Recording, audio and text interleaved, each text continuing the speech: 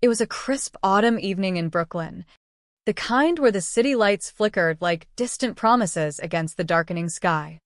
Emily stood in the doorway of her loft, keys still warm in her hand from the day's commute, when her phone buzzed with a message that sliced through the quiet like a knife. "Come home now. Family matter." From her dad. No hello. No explanation.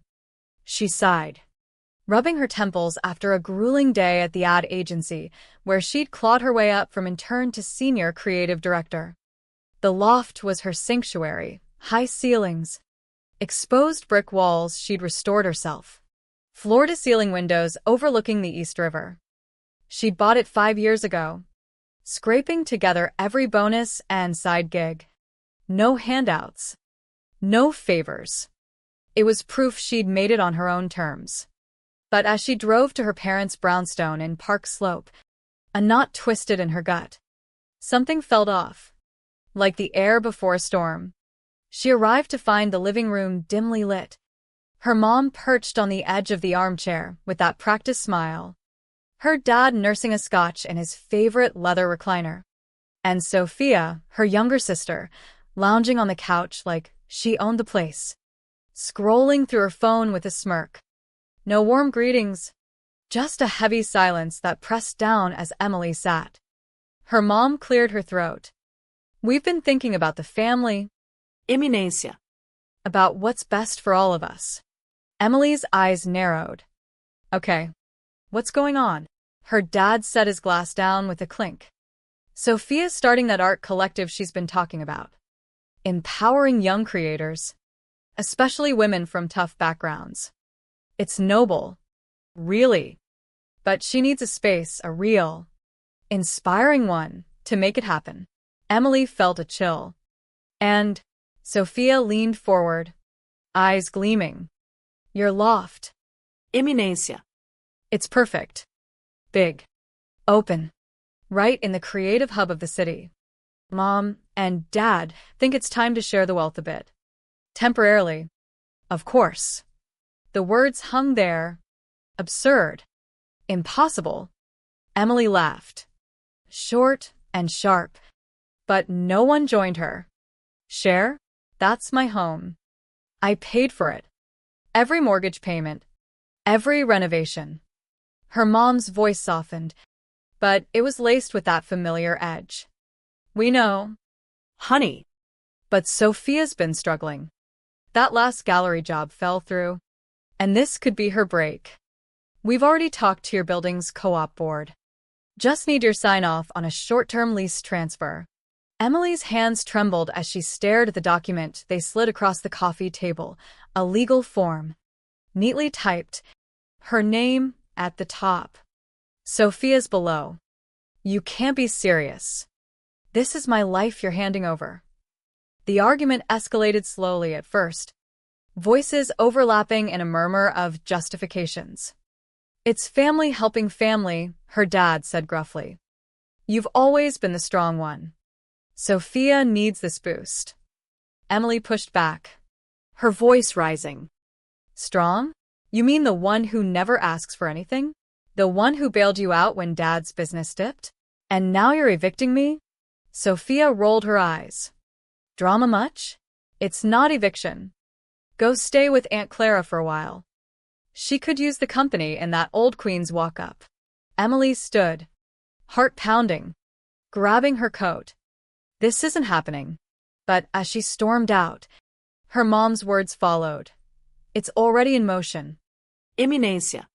Pack light. The drive back to the loft blurred with tears she refused to let fall. By midnight, she was stuffing clothes into a suitcase, the weight of betrayal settling like lead in her chest. How had it come to this? Years of being the reliable one, the fixer, erased in one evening. Aunt Clara's place was a time capsule. A third-floor walk-up in Astoria with creaky stairs and wallpaper from the 70s.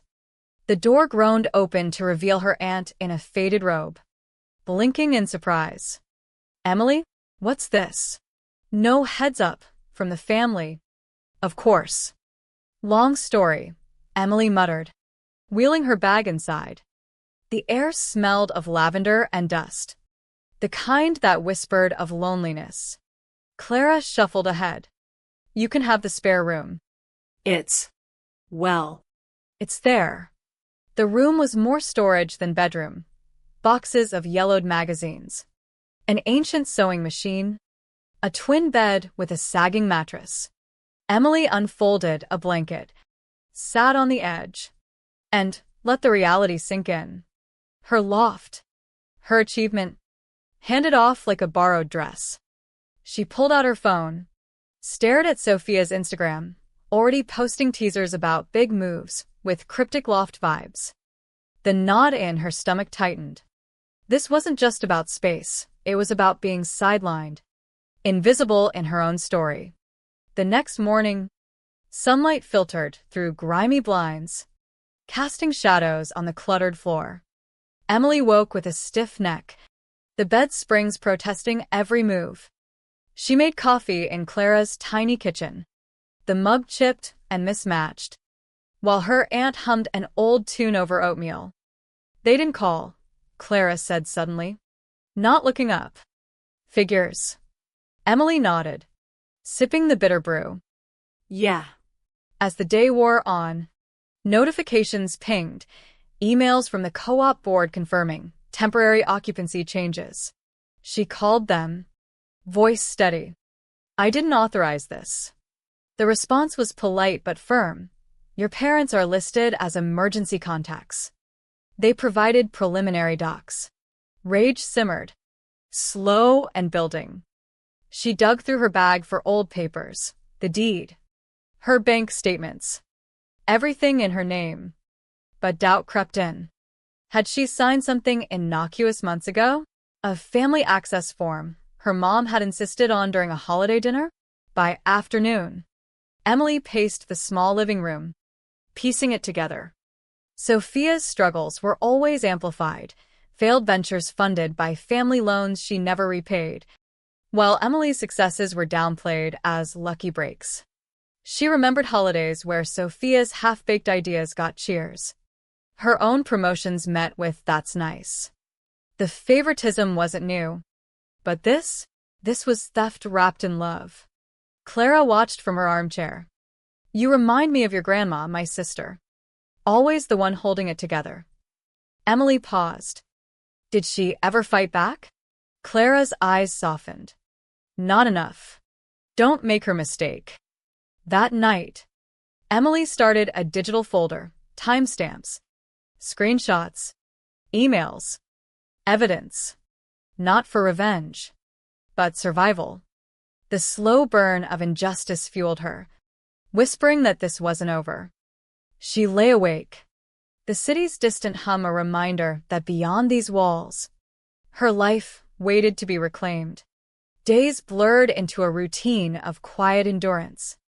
Emily worked remotely from Clara's wobbly kitchen table, her laptop screen a portal to the world she'd built. Clients praised her campaigns, unaware of the chaos. But inside, the pressure built like a storm cloud. One evening, scrolling absent-mindedly, she stumbled on a post from a mutual friend, a group selfie in what looked suspiciously like her loft. Sophia in the center, laughing, captioned, "Launching dreams in this epic space." Grateful for family support, comments flooded in. So inspiring. Girl boss vibes. Emily's breath caught. She zoomed in her custom bookshelves, her vintage rug. They were hosting events there already?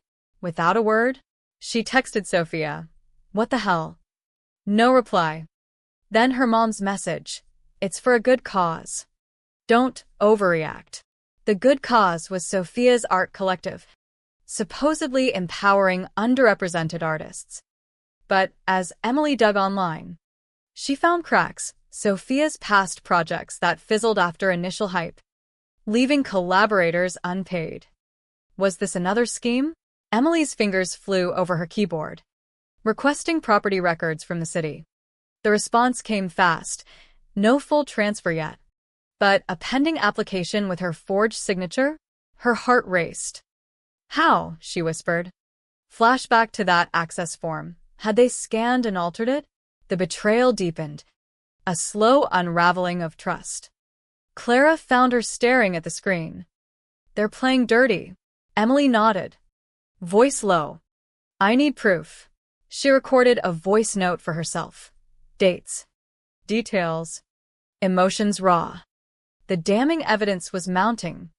Each piece a brick in her resolve. Outside. Rain pattered against the window, mirroring the tears she finally allowed. But they weren't defeat. They were fuel. The tension coiled tighter with each passing hour. Emily avoided family calls, letting them go to voicemail, messages laced with guilt trips. We're worried about you. This is stressing Dad's heart. She knew the playbook. One night, rummaging in Clara's attic for a blanket, she found an old shoebox labeled Family Keepsakes. Inside, faded letters, photos, and a journal from her grandma. Entries about similar favoritism. Her mom always the golden child, Clara the overlooked one. I stayed silent. One page read. Don't let them dim you. Emily clutched it. A quiet inheritance of strength. The next day, she confronted her dad via text. Forgery is illegal. His reply, misunderstanding. Come talk. But she refused. Instead, she hired a lawyer friend, Mia, who reviewed the docs. This is fraud. We can fight. The plan formed slowly, deliberately, gather more evidence. Then strike. By week's end, Emily felt the pressure peak. A leaked video from Sophia's event surfaced online, her sister toasting to new beginnings in a space that's finally being used right. The implication stung. Emily's life there had been wasteful. Comments turned curious. Whose space? Whispers spread. Emily's inbox filled with concerned friends. The bubble was bursting. She sat with Clara over tea. Voice steady. I'm taking it back. Clara smiled faintly. About time. The slow build erupted in her chest, not anger, but clarity. This wasn't just a loft, it was her dignity. And she was done whispering. The eruption came not in shouts, but in calculated steps that echoed louder than any argument.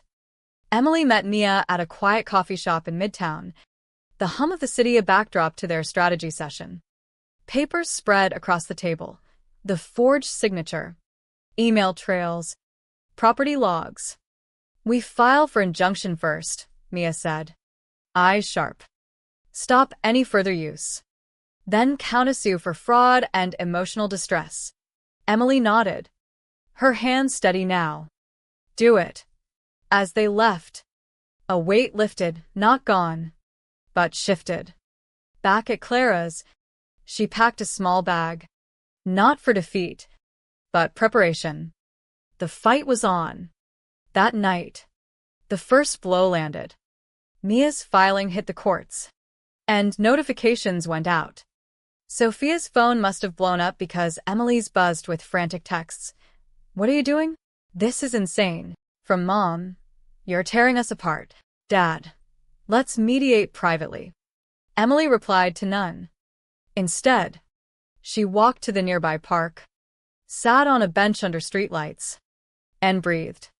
The air was cool, carrying scents of pretzels and exhaust, New York in its raw form.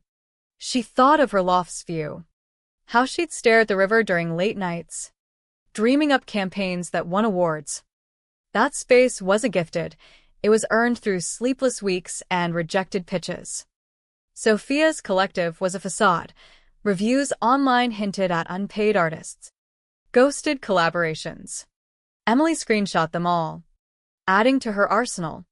The next morning, Clara knocked on her door with a mug of tea. Heard the news? Emily blinked. What? Clara held up her phone. A local blog post about family dispute over prime Brooklyn real estate. Anonymous tip. But the details matched. Sophia's image as the inspiring entrepreneur cracked publicly. Comments poured in. Sounds shady.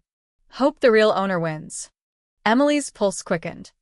This wasn't her doing, but it amplified the truth. She called Mia. Escalation. Leverage, Mia replied. They'll want to settle now. Sure enough, a family meeting was proposed, neutral ground, a diner in Queens. Emily agreed, but on her terms, recorded, with Mia present. The diner smelled of grease and coffee. Booths worn from years of confessions. Her family arrived tense, Mom fidgeting with her napkin, Dad avoiding eye contact, Sophia glaring daggers. This has to stop, Mom started. We're family, Emily leaned back. Family doesn't forge signatures. Sophia scoffed. It was a mix-up. You were always so territorial. Mia interjected. We have evidence. Withdraw the transfer. Vacate the loft. Or we go full court. The air thickened. Arguments simmering. Dad sighed. We thought it would help her. Emily met his gaze. By hurting me? Silence.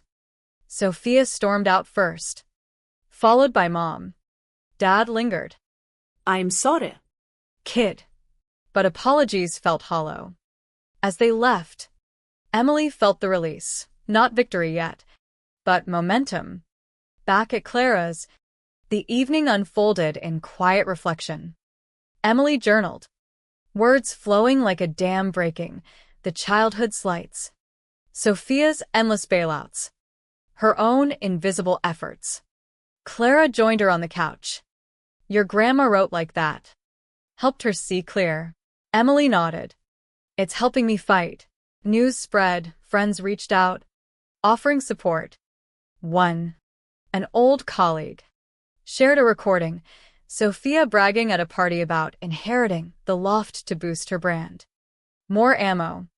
The pressure built anew, but this time on them. Days later, the confrontation peaked. Emily got a tip. Sophia was hosting a grand opening at the loft. Uninvited. She showed up with Mia and a process server. The door buzzed open to laughter and music. Artists mingling. Sophia center stage. Faces turned as Emily entered. This ends now. Sophia paled. Get out. But the server handed papers. Eviction notice. Backed by the injunction. Whispers rippled. Guests left awkwardly. Mom called mid-chaos. How could you? Emily's voice was calm. How could you let this happen? The room emptied, leaving Sophia alone amid half-eaten canapes.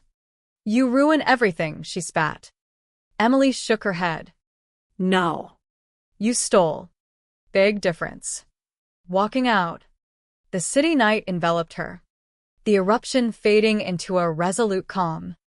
The loft was hers again, but the Real win was the boundary she'd drawn. Recovery came in waves. The aftermath a mix of silence and subtle shifts. Emily moved back incrementally, first cleaning, erasing Sophia's touches, the cheap posters, the rearranged furniture. Each swipe of the cloth reclaimed a piece of herself. Clara helped one weekend, her frail hands surprisingly steady. Proud of you, she murmured. Emily hugged her. Couldn't without you. Work picked up, clients noticed her renewed fire. But family ties frayed. Texts dwindled to none. Holidays loomed. But Emily opted for a solo trip upstate, hiking trails where leaves crunched underfoot, mirroring her crunching resolve. One evening, sorting mail, she found a letter from Dad, handwritten. Rare. I see now how we failed you. No excuses. It stirred something, not forgiveness yet, but acknowledgement. She filed it away, unanswered. Sophia's collective dissolved amid backlash, her online presence quieted. Emily didn't gloat. Instead, she hosted her own gathering, close friends, real connections, in a loft that now felt unbreakable. The slow rebuild deepened her strength. She started a side blog, anonymous, sharing stories of overlooked resilience. Readers connected, validating her path. Clara's health dipped, so Emily visited more, turning the walk-up into a haven with small fixes. In those moments, family redefined not blood, but choice. The damning emotions had burst, leaving clarity in their wake. As winter's chill settled over the city, Emily's life found a new rhythm, one forged in the fire of confrontation. The Loft, once a battleground, became a true home again, plants thriving on windowsills, her sketches pinned to walls without fear of erasure. But echoes lingered. Late nights, she'd stare at the ceiling, replaying the diner's tension. Sophia's venomous words. Healing wasn't linear. It dipped and rose like the river outside. Mia checked in weekly. Case is solid. They're backing off. Indeed. The family withdrew claims, but the silence spoke volumes. No outreach. No bridges mended. One snowy afternoon, Emily ventured to a flea market in Williamsburg, seeking vintage frames for her art. Amid stalls of forgotten treasures, she overheard a conversation, two women discussing that art scam in Brooklyn. Sophia's name surfaced. Curiosity piqued. Emily searched online later. Articles about dissolved partnerships. Accusations of misused funds. Not her doing, but karma's quiet hand. She felt a pang, not satisfaction, but sorrow for the waste. Why couldn't she build her own? Emily whispered to the empty room. Clara's call came that evening. Come over? Feeling chatty, Emily arrived to find her aunt with photo albums open. Yellowed pages revealing family history. Look here, Clara said, pointing to a shot of young Emily and Sophia. Emily building a sandcastle, Sophia knocking it down. Patterns start early. They laughed softly. Then Clara grew serious. Your mom was like Sophia, charmed her way through. I was the fixer. Like you. Emily listened. Pieces clicking, generational cycles she'd broken. You gave me courage, Clara added. Tears welled. A quiet release. The pressure rebuilt subtly. Holiday invites arrived via email, formal. From Mom. Join us for Christmas? Emily declined politely. Instead, she volunteered at a shelter, serving meals, finding purpose in anonymity. Friends noticed her glow. You're different, freer. She was. But doubts crept. Was cutting ties too harsh? A therapist session helped. Boundaries aren't punishment. They're protection. Emily nodded. Internal storm calming. Then, the unexpected. A package at her door. Inside. Old childhood mementos. Her first award. A drawing she'd given Dad. No note. But the gesture softened edges. She placed them on a shelf. A tentative olive branch. Sophia's silence persisted. But rumors faded. Emily focused forward, pitching a new campaign inspired by resilience. It landed big, affirming her worth. As spring hinted at arrival, Emily stood on her balcony, wind whispering promises. The eruption had reshaped her, leaving fertile ground for growth. Family wasn't erased, but redefined on her terms. Spring bloomed tentatively, mirroring Emily's cautious rebirth. The flowers pushed through concrete cracks, much like her emerging confidence. The loft buzzed with new energy. She hosted brunches for friends. Laughter filling spaces once heavy with betrayal. Work thrived. Her resilience campaign went viral, earning accolades. Inspired by real life, a colleague asked. Emily smiled. Something like that. But undercurrents stirred. A cousin's wedding invite arrived. Family reunion implied.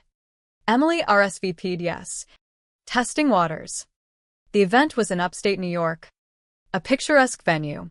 Arriving, she felt eyes, whispers about the drama. Mom approached first. Hug awkward. Good to see you. Dad nodded gruffly. Sophia lingered afar. avoiding contact. Small talk flowed, but tension simmered. During toasts, Sophia raised a glass to families sticking together. Emily bit her tongue, but later, in the garden, Sophia cornered her. Happy now? You ruined my rep. Emily met her gaze. You ruined trust. Words escalated. Old grievances aired. Voices rising. You were always jealous. Sophia accused. Jealous? I built what you took. The argument peaked. Guests glancing over. Dad intervened. Enough. But the dam broke. Truths spilled. Favoritism. Manipulations. Mom teared up. We didn't see. The ride home was silent reflection. No resolution. But catharsis. Mia called. Heard about the blow-up. Strengthens our case if needed. But Emily waved it off. I think it's over. Indeed. Apologies trickled in. Texts from Dad. We messed up. Mom. Therapy? As a family, Emily considered. But set terms. Individual first. Sophia's came last. A voicemail. Sorry. Didn't think it'd hurt this bad. Emily didn't reply immediately. Letting emotions settle. Summer brought closure. Emily traveled solo to the coast, journaling by waves. I survived the storm, she wrote. Back home, she reframed the loft, new paint, symbols of independence. Clara visited, beaming. You did it. Bonds strengthened elsewhere. Friends became chosen family. The slow damming released fully one evening. Watching the sunset from her window. Peace wasn't loud. It was this quiet knowing. She'd reclaimed more than a home. She'd reclaimed herself. As autumn returned, full circle, Emily's world stabilized in profound ways. The loft stood as a testament, not just to ownership, but to unyielding spirit. Family interactions evolved, cautious calls with Mom and Dad. Therapy sessions bridging gaps. Sophia, distant, but civil. Her own ventures restarted humbly. Lessons learned. Emily didn't gloat. Empathy tempered her victory. One crisp day, she mentored a young artist at a workshop. Echoes of Sophia's facade, but genuine. Build your own foundation, she advised. The girl nodded. Inspired. Emily's blog grew. Stories resonating globally. Your words healed me, a reader messaged. Purpose bloomed. Clara's health improved with Emily's care. Their bond deepened. A true legacy. Holidays? Smaller. Chosen gatherings. No pretense. In quiet moments, Emily reflected, the betrayal's pain forged unbreakable resolve. What lingered wasn't bitterness, but a haunting question, how many endure silently? Her story ended not in triumph's fanfare, but in ethical pondering. When does loyalty become self-betrayal? In choosing herself, Emily invited others to do the same, leaving a ripple of quiet empowerment in a noisy world.